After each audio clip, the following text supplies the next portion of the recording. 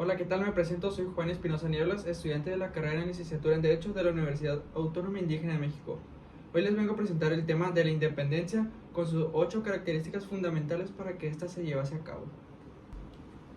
Punto número 1. El Bando de Hidalgo. El Bando de Hidalgo fue un documento histórico emitido el 16 de septiembre de 1810 por Miguel Hidalgo y Costilla, que fue un sacerdote y líder de la independencia de México.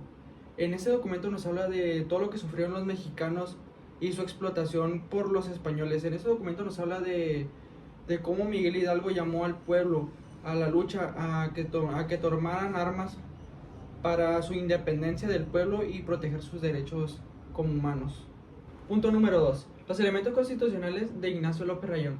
Estos redactados en 1912 fueron un proyecto constitucional para el virreinato de la Nueva España durante la Guerra de la Independencia de México. En estos aún se reconocía la autoridad de Fernando VII. En estos se destacan dos elementos clave que fueron la soberanía del pueblo y la división de poderes, que como son el judicial, el legislativo y el ejecutivo, que fueron puntos clave para la futura Constitución de México. Punto número 3. Los sentimientos de la nación. Estos redactados en 1813 por José María Morelos y Pavón, un líder insurgente mexicano. En este documento nos habla sobre los sentimientos y aspiraciones que tenía el pueblo mexicano por su lucha de independencia en contra de la Nueva España. En este documento también se establecían los principios y objetivos que tenía el pueblo mexicano en la lucha independentista.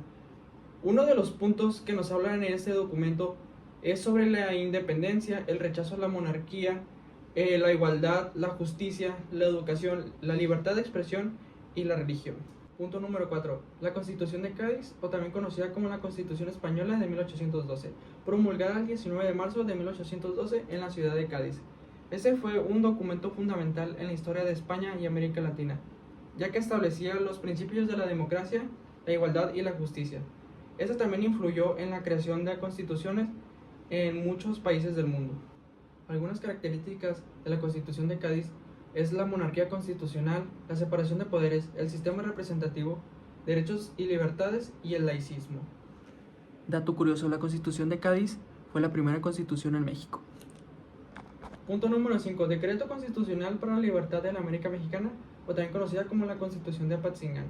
Este fue un documento fundamental en la historia de México, y esta fue promulgada el 22 de octubre de 1814 en Apatzingán, Michoacán. En este decreto, redactado por José María Morelos y Pavón, nos establecían los principios y la estructura política para un México independiente. Punto número 6. El Plan de Iguala y los Tratados de Córdoba. El Plan de Iguala. El Plan de Iguala redactado por Agustín Iturbide y Vicente Guerrero en 1821, que este nos establecía los principios y los objetivos para la independencia de México. Este plan se basaba en 3 puntos fundamentales, que fue la independencia, la religión y la unión. Los Tratados de Córdoba. Estos fueron un conjunto de acuerdos firmados el 24 de agosto de 1821 por Agustín de Iturbide y Juan de Donojú. Dato curioso, Juan de Donojú fue el último virrey de la Nueva España. En estos tratados se establecían las condiciones de independencia de México y la creación de la monarquía mexicana, que era la independencia, la monarquía, la religión y la unión. En resumen, el Plan de Iguala y los Tratados de Córdoba marcaban el fin de la lucha de la independencia de México y los establecimientos de la monarquía mexicana. Punto número 7. El gobierno provisional y el imperio de Agustín de Iturbide. En este, el gobierno tenía como objetivo establecer una monarquía mexicana y tener a Agustín de Iturbide como su emperador. En 1822, Agustín de Iturbide fue coronado como emperador de México, pero su imperio fue efímero, ya que fue derrocado en marzo de 1823 y se estableció la República Federal de México. Punto número 8. La Acta de Independencia Mexicana. Este documento fue firmado el 28 de septiembre de 1821 en la Ciudad de México. En este documento se declaró la independencia de México contra España, que puso fin a los 300 años de opresión.